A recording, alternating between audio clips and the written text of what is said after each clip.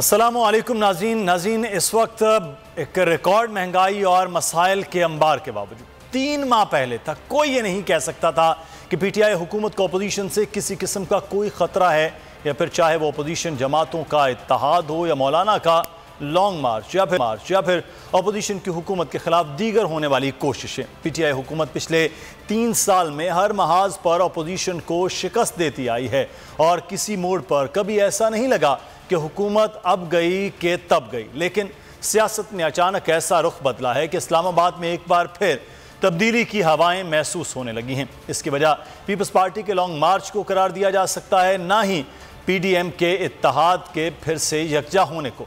तब्दीली के एहसास की सबसे बड़ी वजह हुकूमती वज़रा के चेहरे पर वो परेशानी है जब उनकी बॉडी लैंग्वेज में भी दिखाई दे रही है। इससे कबल भी अपोजिशन ने पार्लियामान के अंदर और बाहर चैलेंज खड़े किए, लेकिन 3 साल में वज़ीर आज़म इमरान खान कभी इतने परेशान दिखाई नहीं दिए जितना वो इस वक्त नज़र आ रहे हैं। और तहरीक अदम एतमाद की यही परेशानी उन्हें पहले मुस्लिम निकाफ और अब MQM के पास भी ले आई है। दूसरी जानिब पंजाब में वज़ीर आला के खिलाफ उठती बगावत ने भी हुकूमती दीवारों को हिला कर रख दिया है।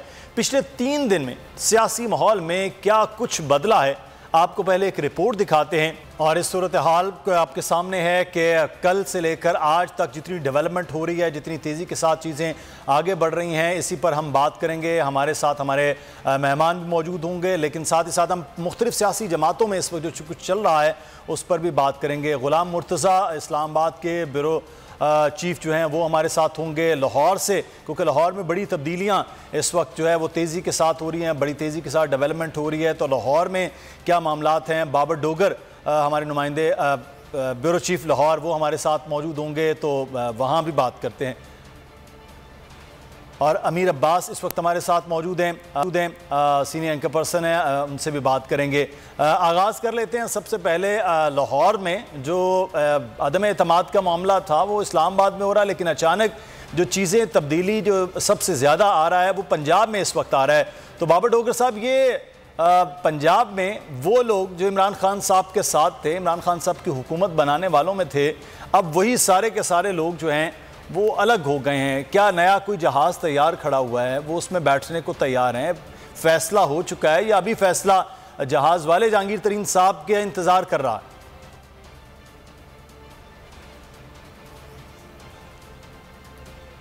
मुदस्सिर साहब, पंजाब से पीटीआई को सबसे ज़्यादा सीटें मिली थी। पंजाब में पीटीआई के अहम लीडर्स थे जिनको ATM भी कहा गया, जहांगीर तरीन, अलीम खान, गवर्नर चौधरी सरवर, ये सारे लोग जो थे ये पीटीआई को जितवाने में, इमरान खान की गवर्नमेंट बनाने में इनका बड़ा अहम रोल था। इस वक्त उसके बाद उस्मान बुज़दार को वज़ीर आला पंजाब बना दिया गया, उस पर अलीम खान नाराज़ हो गए। बाद में अलीम खान को नैब फेस करना पड़ी, जहांगीर तरीन को शुगर मिल के केस में वो भुगतने पड़े। अब पंजाब में अगर देखें तो कोई ऐसा बड़ा कदावर बंदा नहीं है जो पीटीआई को इकट्ठा रख सके, पीटीआई को जोड़ के रख सके। गवर्नर सरवर इमरान खान से नाराज़ हैं, जहांगीर तरीन तकरीबन उनसे अलहदा हो चुके हैं, अलीम खान उनसे अलहदा हो चुके हैं, उस्मान बुज़दार जो है उनसे बहुत सारे मिनिस्टर्स, बहुत सारे MPs जो हैं वो नाखुश हैं। अब आप देखें कि जहांगीर तरीन ग्रुप में तकरीबन 22-23 MPs हैं और 6 के करीब MNAs हैं। अलीम खान भी ये क्लेम कर रहे हैं कि 10 के करीब MPs जो हैं जहांगीर तरीन से हट के उनको सपोर्ट हासिल है। एक इफ्तिखार छीना है जो जिनका ताल्लुक जो है वो भक्कर से है, वो भी एक गदनफराबाद छीना इनका एक ग्रुप है, आज वो मीटिंग कर रहे हैं, वो भी कोई 12 के करीब MPs हैं। उनके भी इख्लाफात जो हैं वो उस्मान बुज़दार से हैं। तो पंजाब में अगर सूरत हाल देखी जाए तो पीटीआई खासी टूट फूट का शिकार है। पीटीआई के अंदर खासे ग्रुप हैं, बहुत सारे नाराज़ लोग हैं, कुछ ऐसे हैं जो ग्रुप बनाकर बैठे हुए हैं, कुछ ऐसे हैं जो इंडिविजुअली नाराज़ बैठे हुए हैं, और बहुत सारी दूसरी पॉलिटिकल पार्टी के साथ कॉन्टैक्ट में भी हैं। फैसलाबाद से जो मेरी इत्तला है 3 MNAs जो हैं वो नून लीग के साथ कॉन्टैक्ट में हैं, और नून लीग की तरफ से उनको एश्योरेंस मिल चुकी है कि जनाब आपको नून लीग का टिकट भी दिया जाएगा। इशू ये है कि अगर इमरान खान के बाद नंबर 2 कोई ऐसा बंदा नहीं है जो इन लोगों के साथ कांटेक्ट करे, इनकी नाराज़गियाँ दूर करता, इनसे मुलाकातें करता या इनसे बातचीत करता, कोई ऐसा, मुझे तो कोई ऐसा बंदा नज़र नहीं आ रहा। उस्मान बुज़दार जो है इनसे तो ख़ुद सारे लोग नाराज़ हैं। कोई किसी के गिले शिकवे ये हैं कि जी डेवलपमेंट के फंड नहीं लगाए। ज़्यादातर लोगों के गिले शिकवे हैं कि जनाब इन्होंने डीजी खान में अपने हलके में अरबा रुपयों के डेवलपमेंट्स के काम करवाए, लेकिन जब दूसरे एमपी जाते रहे तो उनसे फंड्स की कमी का रोना रोते रहे हैं। और उसके बाद किसी की ट्रांसफ़र पोस्टिंग नहीं करवाई गई, किसी को सीएम ने मिलने का टाइम नहीं दिया। तो बहुत बड़ी मेजॉरिटी है जो उस्मान बुज़दार से नाराज़ है। और चौंका इमरान खान भी एक डिस्टेंस पे रहे हैं। जब वो लाहौर आते थे कैबिनेट के साथ मीटिंग करते थे, वापस चले जाते थे। आम एमपी एमएनए से उनका डायरेक्ट कोई रब्ता है नहीं है। तो पंजाब में ख़ास तौर पर पीटीआई के अंदर मैं देख रहा हूँ कि टूट फूट खासी ज़्यादा है और आने वाले दिनों में मुझे लग रहा है कि ये वाज़े होकर सामने आना शुरू हो जाएगी। लोग खुल के सामने आना शुरू हो जाएंगे जो हालात हैं इस वक्त जो मुझे नज़र आ रहे हैं। सही। अमीर अब्बास, अगर ये टूट फूट इस तरह से है तो फिर तो अपोजिशन को किसी इत्तेहादी जमातों की ज़रूरत ही नहीं रहेगी। इत्तेहादी जमातों के पास कौन सी बहुत लंबी चौड़ी फहरिस्तें हैं। तो ये फिर पीटीआई और जो पंजाब में खुल खुला के भी बात भी कर रही है, चाहे आज वो उस्मान बुज़दार साहब के खिलाफ बात कर रही है, लेकिन कहीं नाराज़गी तो इमरान खान साहब के खिलाफ भी उनके दिलों में, दिमागों में और उनके लहजों में नज़र आ रही है। बिल्कुल है, बिल्कुल है। जाहिर बात है उस्मान बुज़दार से प्रॉब्लम नहीं हो रही, अब तो प्रॉब्लम इमरान खान से होना शुरू हो गई है। क्योंकि उस्मान बुज़दार इमरान खान की जिद है। उस्मान बुज़दार इमरान खान, उस्मान बुज़दार तो बेचारा पंचिंग बैग बन गया। वो तो जो आ रहा है उसको पंच मार रहा है, उसका तो कसूर ही नहीं है। अच्छा अमीर अब्बास, हम मजीद इस पे बात करते हैं। आपका इस पे जी जी जी जी अमीर अब्बास जी। तो देखिए मैं कह रहा हूँ कि उस्मान बुज़दार बेचारे तो पंचिंग बैग बने हुए ना। उनको तो जो आ रहा है मुक्का मार रहा है, घुसुम मार रहा है। असल तो उस्मान बुज़दार को बिठाने वाला शख्स का कसूर है ना। कसूरवार तो इमरान खान है जिन्होंने एक इनकॉम्पिटेंट शख्स को, एक स्लगिश शख्स को, अच्छा खुद कल उन्होंने मुदस्सिर जब यूट्यूबर से मुलाकात की तो क्या कहा प्राइम मिनिस्टर ने, उन्होंने अपने बाजुबान इमरान खान। सही। अच्छा अमीर अब्बास, मैं आपके जवाब मजीद बात करते हैं, लेकिन इस वक्त बताया जा रहा है कि वजीर आजम क्या घबराए हुए हैं कि पहले चौधरी साहबान से मुलाकात, आज वो एमक्यूएम के मरकज़ बहादराबाद में पहली बार 3.5 साल में वो आ भी रहे हैं। फिर जीडीए जो मुश्तरका तौर पर एक बन गई, लेकिन फंक्शन लीग के सरबराह पीर साहब पगाड़ा से उनकी मुलाकात तय नहीं हो पाई है। तो अब वज़ीर आज़म अपने लिए एतमाद ढूंढ रहे हैं तमाम लोगों से जाकर, और क्या ये एतमाद अब मिलता हुआ इत्तेहादियों से नज़र भी आ रहा है?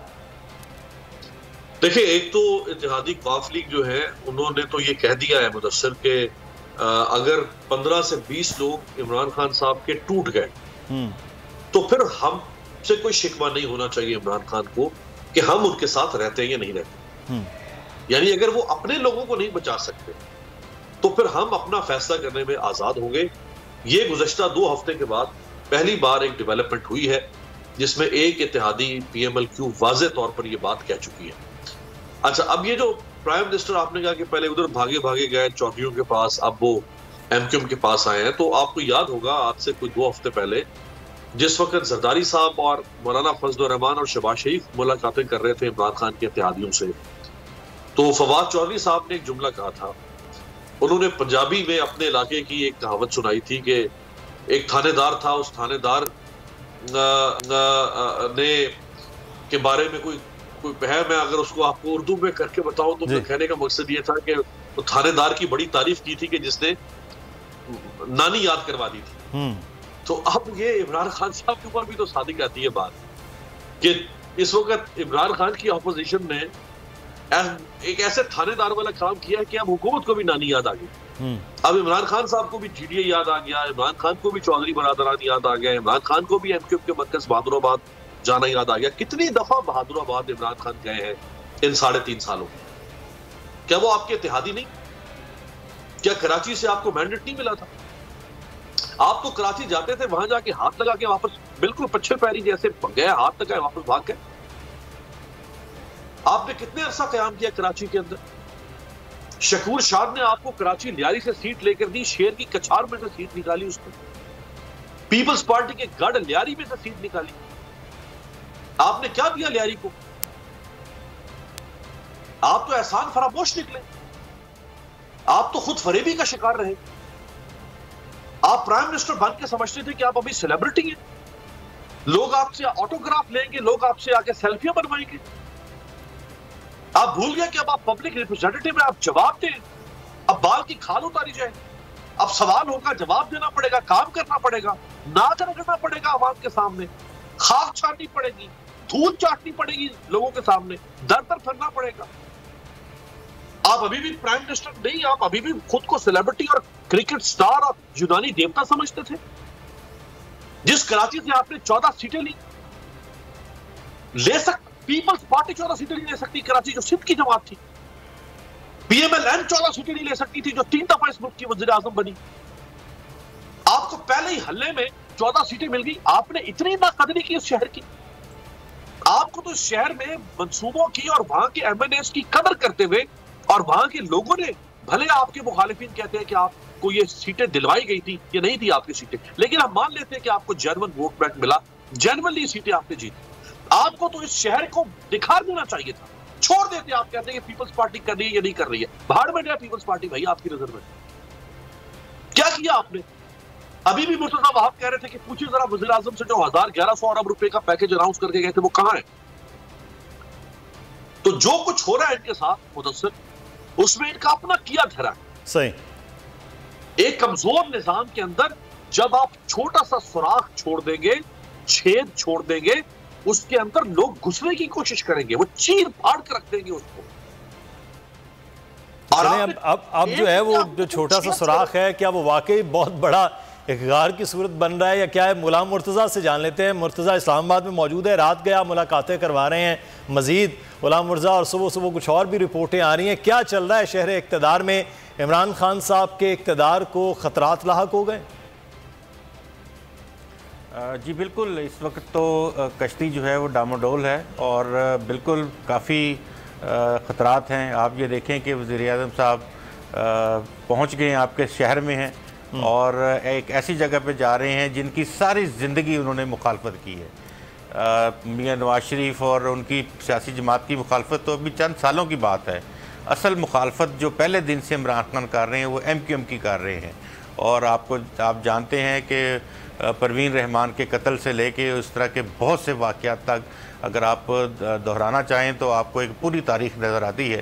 फिर MQM के बानी कायद अल्ताफ़ हुसैन के हवाले से इनके बयानात, फिर उसके बाद फ़ारूक सत्तार के हवाले से, बाकी दीगर पूरी क़यादत के हवाले से।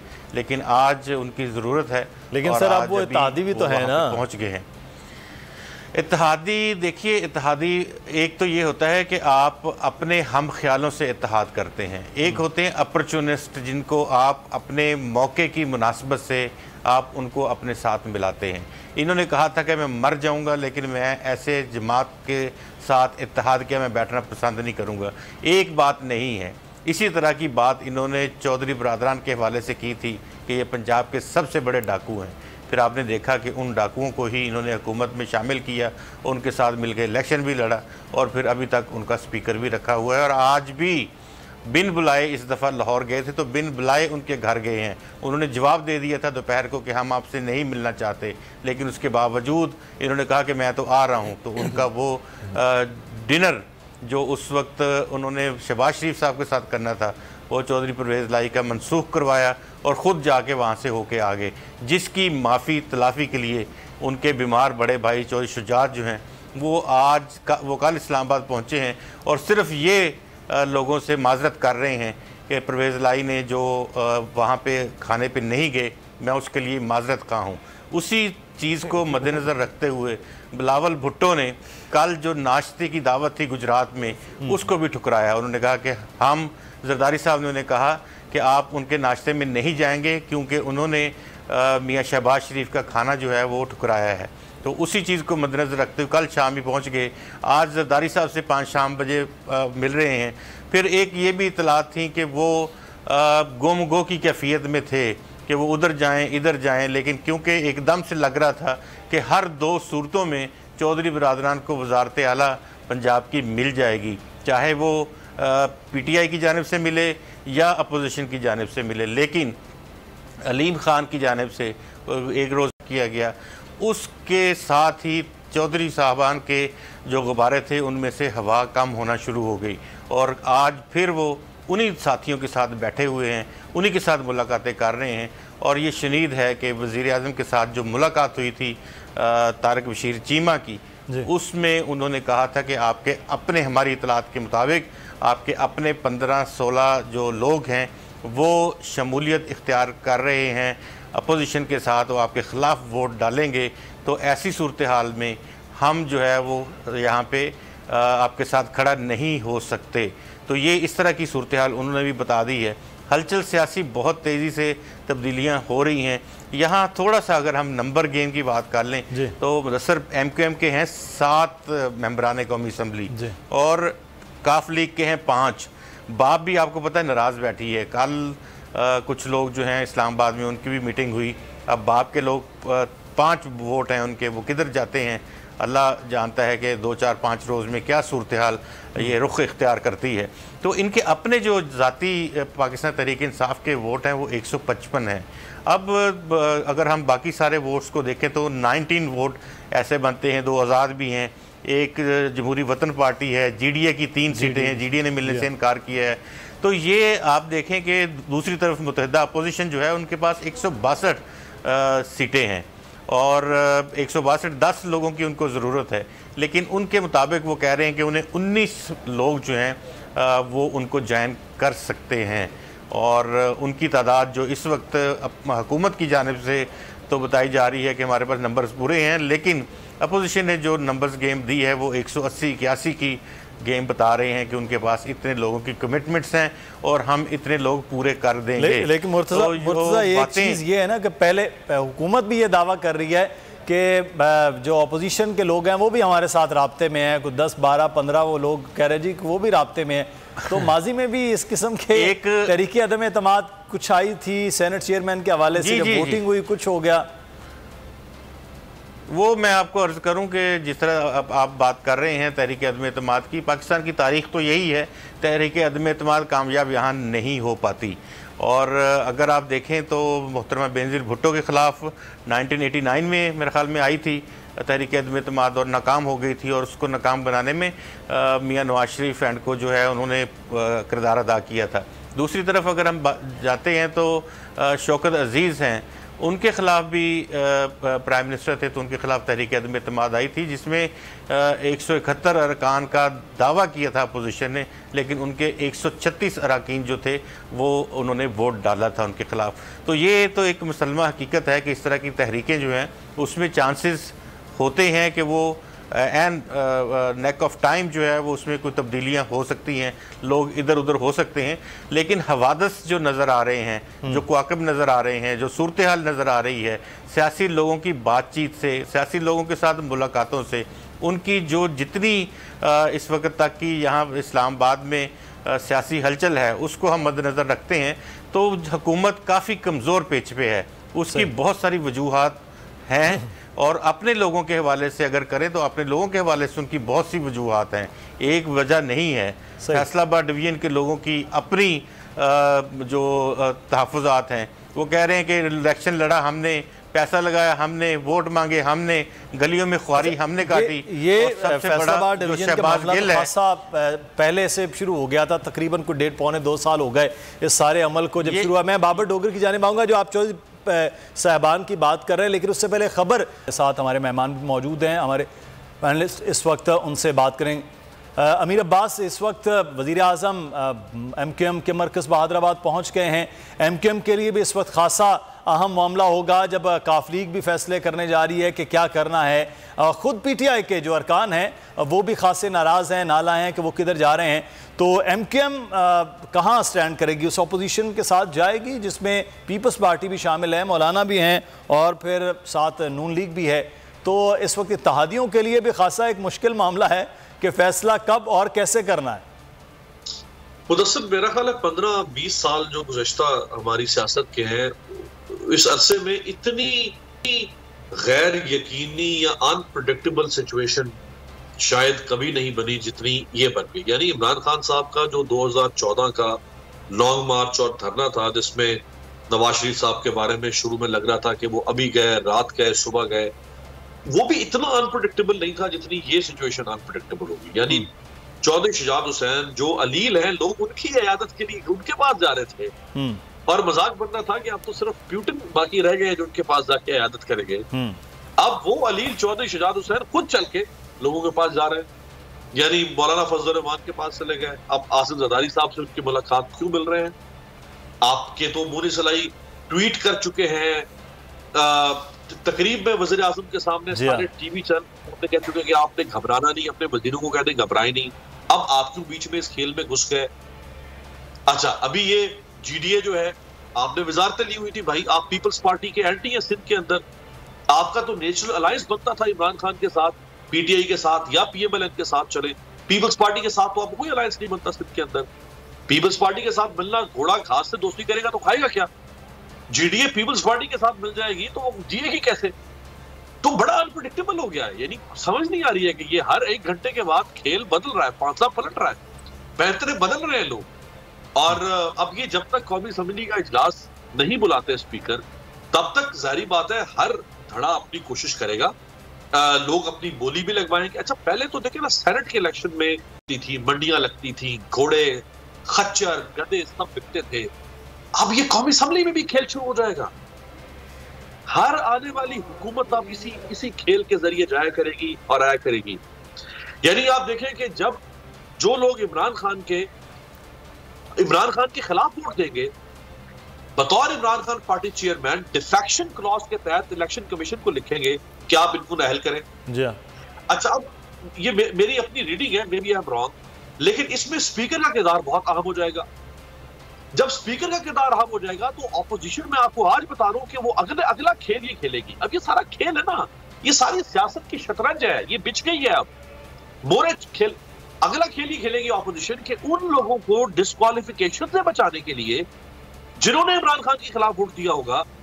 ऑपोजिशन इमरान खान के बाद स्पीकर को टारगेट करेगी, ताकि स्पीकर को टारगेट करके स्पीकर भी अपना लेकर आए। जब स्पीकर अपना आ जाएगा तो जो बतौर चेयरमैन इमरान खान ने डिफेक्शन क्लॉज को एक्सरसाइज करवाना है, उसमें रोड़े अटकाए जाएंगे। जब उसमें रोड़े अटकाए जाएंगे तो ये पाकिस्तान की तारीख में एक नई मिसाल रकम होने जा रही। इससे पहले इसकी कोई नजीर नहीं मिलती है हमारी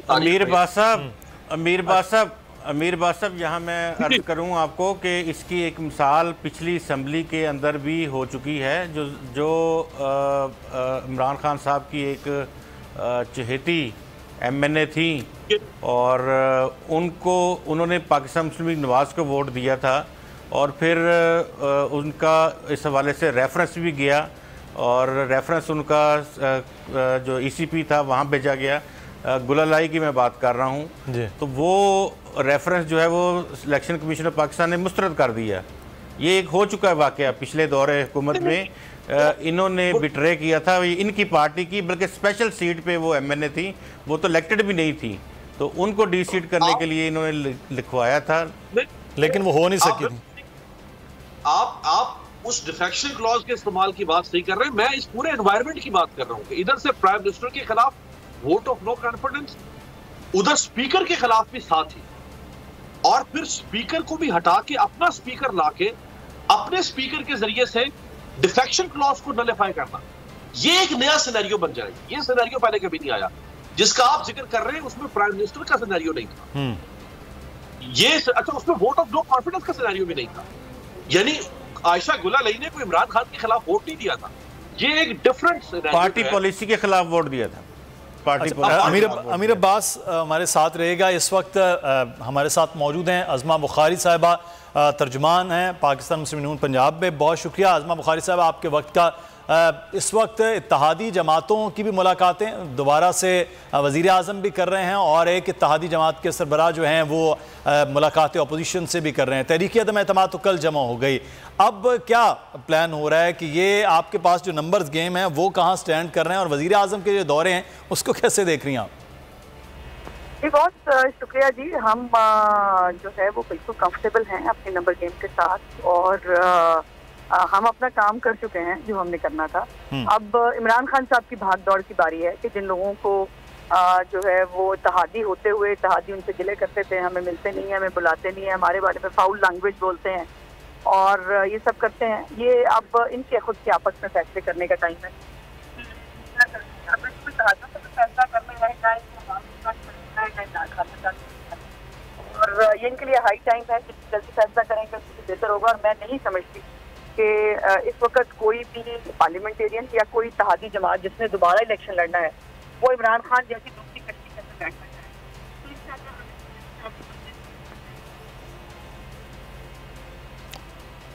अज़मा बुखारी साहब, अगर आप सुन सकती तो मैं ये जानना चाहूँगा, इस वक्त पाकिस्तान तहरीक इंसाफ के बहुत से लोगों के बारे में कहा भी गया, दावा भी किया गया नून लीग की जानिब से कि वो राब्तों में हैं, तो क्या अब उनके राब्तों के हवाले से आप बताएं कि ये कितने लोग हैं जो पीटीआई की अपनी जमात में से, इत्तेहादी तो चलें अपने फैसले खुद जमाती तौर पर करेंगे, ये जो अपनी जमात पीटीआई है उसमें से कितने लोग हैं जो डायरेक्टली राब्तों में हैं? इसका जवाब तो यकीनन मैं आपको नहीं दे सकती, ना देना चाहूंगी। और तहरीक मातमाद एक बहुत सीक्रेट अफेयर होता है और इस तरह से उनको ऐसे अपने कार्ड ओपनली शो नहीं किए जाते। ये हम इंशाअल्लाह ताला जिस दिन वोटिंग होगी उस दिन आपको दिखाएंगे और बताएंगे कितने लोग हैं। लेकिन यकीन दहानी क्या करवाई गई है आपकी? जब टिकटें देंगे नून लीग उनको कि वो आप आपके साथ हैं, बहरहाल इलेक्शन तो उन्होंने लड़ना है। हमारे पास हमारे पास एक टिकट की ही ऑप्शन मौजूद है। हम किसी को लेने देने वाले अफेयर्स में ना हमने कभी पढ़े हैं, ना पढ़ने का हमें वो है, ना हमारे पास हैं फ्रैंकली स्पीकिंग। तो और वो हमसे मांग भी सिर्फ टिकट ही रहे हैं, उनका कोई और डिमांड है भी नहीं। और नजर आ रहा है तमाम वो लोग जो अपने अपने हलकों में जाते हैं कि बहुत जल्द इलेक्शन अनाउंस हो सकता है और उनको जो है महंगाई जो है उसके हवाले से जो सेटबैक अपने हलकों में मिल रहा है, उस हवाले से जाहिर है उनको पीएमएलएन का टिकट एक अपने लिए सिक्योरिटी नजर आता है। और हम कोशिश कर रहे हैं, बहुत सारी होमवर्क हम कर चुके हैं जो मैंने कहा कि मैं डिटेल में बताना नहीं चाहूंगी, कि जिसके ऊपर जो है वो हम कितने लोगों को अकोमोडेट करेंगे और कहाँ कहाँ करेंगे, ये होमवर्क हम कर चुके हैं। सही। अच्छा, अगर तहरीक अदम एतमाद कामयाब हो जाती है, पहले हम ये फ़र्ज़ करते हैं, तो क्या फिर फौरी इलेक्शन की जानिब अपोजिशन ने क्लियर कर लिया है कि फौरी इलेक्शन की जानिब जाएंगे, या फिर वज़ीर आज़म के तौर पर शहबाज शरीफ साहब का नाम आ रहा है तो बाकी को मानदा जो 1.5 साल जो 1.25 साल का टेन्योर रह गया वो पूरा किया जाएगा? इसमें तो कुछ आप बता सकते हैं? नहीं, हम ये भी आपको नहीं बता सकते। और हम मुंतज़िर है आपको कुछ प्लानिंग की, कुछ तो बताएं। बिल्कुल टाइमली बताएंगे। और पहले इमरान खान साहब से हम छुटकारा हासिल कर लें, तो उसके बाद इसका अनाउंसमेंट भी होगा। इसके ऊपर भी कल मौलाना साहब भी आपसे कह चुके हैं कि इस पर भी हम अपना काम कर चुके हैं, लेकिन इसका अनाउंसमेंट जो है वो हम अपने वक्त पे करेंगे। और ये वक्तों की जो वक्त है और अपना किस टाइम पे क्या करना है, इसकी इजाजत आप बराए मेहरबानी अगर हमें दे दें। अज़मा बुखारी साहब, अमीर अब्बास कुछ सवाल करना चाह रहे हैं आपके। जी अमीर। न, मैं तो कह रहा था कि उस हर बात पे कह रही है उसमें कि ये भी नहीं बता सकती। मैंने कहा तरीके है तो मैं तो बात कामयाब होगी या नहीं ये तो बता दे। हाँ बिल्कुल, ये मैं बता सकती हूँ अमीर, और बड़ी खुशी से बता सकती हूँ कि इंशाअल्लाह ताला इमरान खान साहब इज गॉन, वो जा चुके हैं, सिर्फ उसका अनाउंसमेंट होना बाकी है। अच्छा चले, अज़मा बुखारी साहबा हमारे साथ कितने वोट आप सिक्योर करेंगी? अज़मा बुखारी साहबा कितने वोट? ये दूसरा ये कि 16-16 करोड़ की बात हो रही है, ये पैसे कहाँ से आ रहे हैं? 16-16 करोड़ रुपए सुना है कि दे रहे हैं आप लोग। देखिए, इमरान खान साहब को और हुकूमत का काम इल्जाम लगाना नहीं होता, उसका काम है साबित करके सजा दिलवाना, जो ये कर रहा है। ये अब इस तरह के कार्ड्स अब नहीं बिकेंगे। इनके अपने लोग इनकी कारकर्दगी पर सवाल उठा रहे हैं भाई, वो अलीम खान हो, वो जहांगीर तरीन ग्रुप हो, इनके अपने MNAs, इनके फेडरल मिनिस्टर्स, वो खुद इमरान खान की कारकर्दगी पर सवाल उठा रहे हैं, तो पैसों का तो सवाल ही पैदा नहीं होता। और मैं कितने में सिक्योर करूंगी ये आपको हम बहुत बड़ा सरप्राइज देंगे, और आप सोच नहीं सकते कि कितने होंगे। तो पंजाब में जहां आप तर्जुमान हैं वहां पर ला रहे हैं वज़ीर आला के खिलाफ अदम एतमाद, और वहाँ भी सुना है कुछ वज़ारत आला के लिए पेशकश आप PTI में लोगों को कर रहे हैं, काफ लीग में कर रहे हैं? आगे देखिए होता है क्या।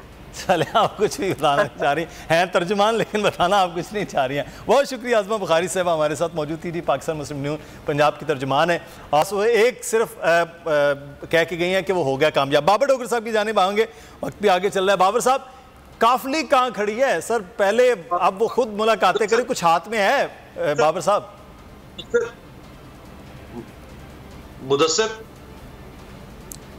मुदस्सिर इनफैक्ट काफ लीग के और जहांगीर तरीन के बड़े शदीद इख्लाफात हैं, और ये 2008 से ये इख्लाफात चलते आ रहे हैं। अभी भी जब जहांगीर तरीन ग्रुप PMLN के साथ मुलाकातें कर रहे थे, और जब चौधरी परेर लाइन ने किसी मुलाकात शहबाज शरीफ से हुई, तो जहांगीर तरीन ग्रुप ने एतराज़ उस वक़्त भी उठाया था कि जनाब हमारे पास नंबर गेम पूरी है, 22-23 MPs हैं हमारे पास, तो आपको काफ लीग की ज़रूरत नहीं है। हम आपके जो MPs हैं वो हम पूरे करके देंगे, अगर MNAs की ज़रूरत है तो वो भी हम पूरी कर देंगे, आप काफ लीग की तरफ ना देखें।